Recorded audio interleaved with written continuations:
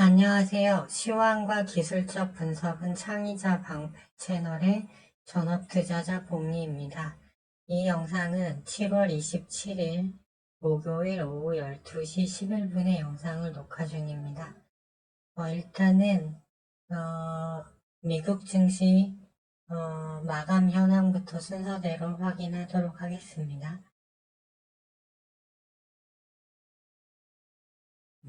다우지수는 이 상단 저항대를 돌파한 이후에 일봉상 RSI상 과열 신호가 들어왔습니다. 그래서 다우는 이제 좀 쉬어갈 자리가 된 것 같고요.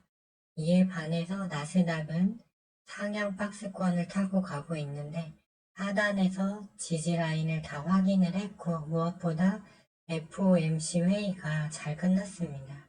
8월은 회의가 없고 9월은 데이터에 따라서 올린다고 했으니 물가가 내려가면 금리를 올릴 필요가 없겠죠. 그렇기 때문에 나스닥은 이제 오늘부터 랠리가 강하게 나올 걸로 일단은 보고 있습니다. 빅테크 실적들도 대부분 좋았죠. 그리고 30분봉 차트를 봐도 14,446.55포인트 연중 신고가를 찍고 이 정도 조정 이후에 다시 수평을 자리를 다 만들었습니다. 그렇기 때문에 이제 거칠 것이 없다. 아직 시중 유동성은 맞기 때문에 나스닥은 이제 랠리 구간에 진입할 걸로 보여집니다. 자, 다음으로는 이제 거시지표 현황을 보도록 하겠습니다. 항상 거시지표는 확인해야죠. 어제 FOMC 회의가 끝나고 미국 1년물, 2년물, 10년물은 소폭 상승 중이지만 그렇게 크게 문제가 되는 구간은 아니라고 보여지고요. 지금은 국제시장보다 달러가 중요한데 달러가 얼마 전에 100을 깼다가 지수 선물이 100을 깼다가 현재 101.4까지 올랐다가 100.58로 떨어진 상태입니다. 이에 따라서 유로와 원화, 엔화, 위안화가 강세 전환되고 있어요. 그렇기 때문에 통화시장도 문제가 없다. 그리고 나스닥 선물도 이제 오늘은 강하게 0.57% 반등 중인 게 확인되죠. 그렇기 때문에 이제 다우는 좀 쉬고 나스닥이 이제 랠리 구간이 들어간다 이렇게 보고 있고요. 독일도 선물이 오름세입니다. 그래서 문제 전혀 없고 아시아 증시도 항생 증시 1.47, 니케이 0.44 상승 중이죠. 코스닥만 오늘 2차 전지주 급락하면서 1.46% 하락 중이지만 상승 종목 수는 훨씬 많습니다. 코스피는 0.36% 상승인 이유는 포스코 그룹주가 밀리니까 지수 상승분을 좀 깎아먹는 거죠. 그리고 브렌트유가 83.39불까지 올라왔어요. 요거는 조금 이제 주의를 해야 되는데 유가가 85불을 넘어서 90불대에 진입하면 물가에 안 좋은 시그널이기 때문에 요거는 좀 관심 있게 봐야 하겠습니다. 원자재 섹터에서요. 물론 당장 위협은 되지는 않습니다. 이 정도만 일단 거시지표 보면 될 것 같고요.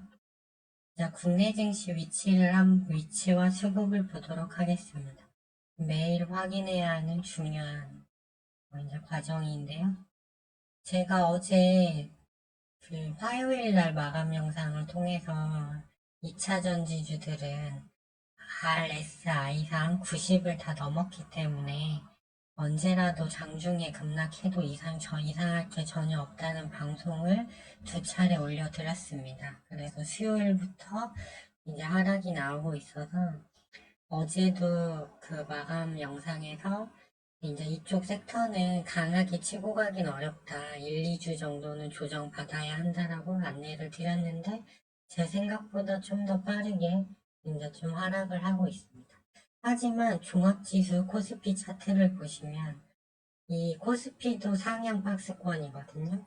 그런데 지금 박스권 저점 자리에 21선 지지를 정배열 구간에서 받고 있어요. 그래서 제 전망대로 나스닥을 위로 올라간다면 코스피도 얼마든지 2700포인트를 찍을 수 있는 자리입니다. 그리고 고객 예탁금이 올해 들어서 처음으로 가장 높은 55조 원대를 오늘 찍었어요.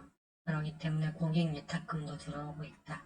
다만 신용잔고가 그 2월 달쯤에 그 20조 5천억이 돼서 증권사가 신용 제한 공여를 제한하기도 했는데 현재는 20조 정도입니다. 그래서 요것만 더 안 올라오면 큰 무리는 없다. 이렇게 보여지고요. 코스피 주봉을 봐도 정배열로 잘 올라가고 있습니다. 그래서 상단 저항선이 있는 2716포인트까지는 나스닥이 8월 10일까지 랠리를 해준다면 충분히 갈 수 있는 자리다. 이렇게 보여지고요. 코스닥 같은 경우는 이제 음봉이 좀 크게 나왔지만 지금은 종목별 장세입니다. 물론 코스닥도 뭐 추세가 나쁘진 않아요. 왜 그러냐면 이 하단 지지라인 지지 받고 있잖아요. 그렇기 때문에 지수는 전혀 문제될 게 없다고 보고 있습니다. 다만 이제 지금이 좀 차별화 장세예요. 이제 옛날처럼 모든 섹터가 가는 건 아니고 어찌됐든 오늘 이제 일부 코로나 국내 확산 때문에 진단키트주 시젠, SD 바이오센서가 올라오고 있고 중국 경기 부양 기대감으로 화장품주들이 올라오고 있지만 위치가 한번 아모레퍼시픽만 한번 볼까요? 지금 보면 저점에서 올라오곤 있는데 거래량이 일단 너무 좀 약하고요. 그 다음에 이평선들이 누르고 있는 자리예요. 그래서 좀 단기적인 걸로 보고 있고 시젠 같은 경우도 마찬가지죠. 위에 저항 라인이 첩첩산중입니다.